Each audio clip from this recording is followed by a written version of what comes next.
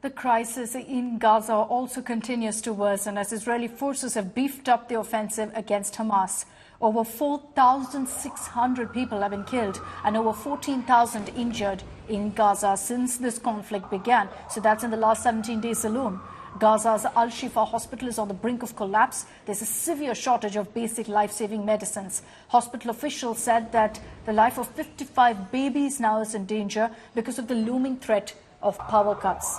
Amid the worsening situation, humanitarian aid has been allowed to enter Gaza. India also sent help, providing much-needed essential services into Gaza. The constant bombing by Israeli forces, several buildings and neighborhoods completely destroyed, particularly in the northern part of Gaza. Some of these drone images on your screens shows the extent of damage and destruction after airstrikes. كما ترون جميع ما في القسم هم أوزان قليلة. As you can see, all the babies in here are underweight and need intensive care around the clock, but we lack basic medicines. We have ventilators, but now 7 ventilators are not working because we don't have the right cables to operate them. We are only operating with 10 ventilators, which is a strong sign that the failure of this department is looming. We call on everyone to send the necessary medical supplies for this critical department, or else we will face a huge catastrophe. Especially if the electricity is out in these departments where there are 55 babies. We will lose all those who need electricity within 5 minutes. Thousands have lost their lives now in Gaza, and massive aerial bombing from Israeli jets continues. 12 people from the same family have died in a shelter as a result of this bombing.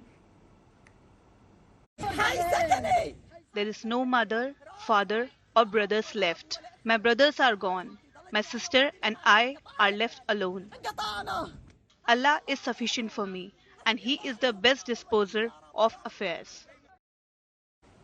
Let's take this once again across to Shivarur for more updates on the current situation in Gaza. Extremely concerning, Shiv, the humanitarian crisis that only worsens with every passing day. Reports now say that medical supplies for a neonatal hospital is also running dangerously low. There are some reports that suggest refugee camps are also being targeted. There's no doubt about the humanitarian crisis in Gaza. On the one hand, the emotions that continue to run high in Israel over the hostage crisis really drives public opinion here. There's a great deal of anger. I reported from one of the protests that happened here in VIP Tel Aviv just a couple of nights ago, and I can tell you that anger is real. It's not staged. However, the humanitarian crisis is something that cannot be denied. It's put Israel and the rest of the world in a huge dilemma. The world wants Israel to taper down and go easy on the hostilities and airstrikes. But Israel says there are 212 hostages there. We need to leverage our power against the Hamas so that these hostages are released. But it's a delicate balance because you've got the Hamas saying that we will kill hostages if the airstrikes don't happen.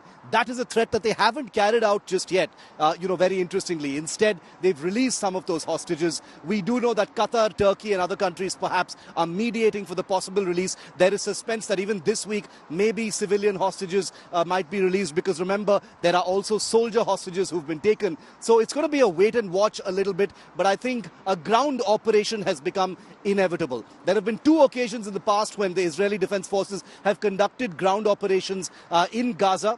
It remains to be seen whether there's going to be a third time. Shallow incursions by Israeli Special Forces have already begun taking place.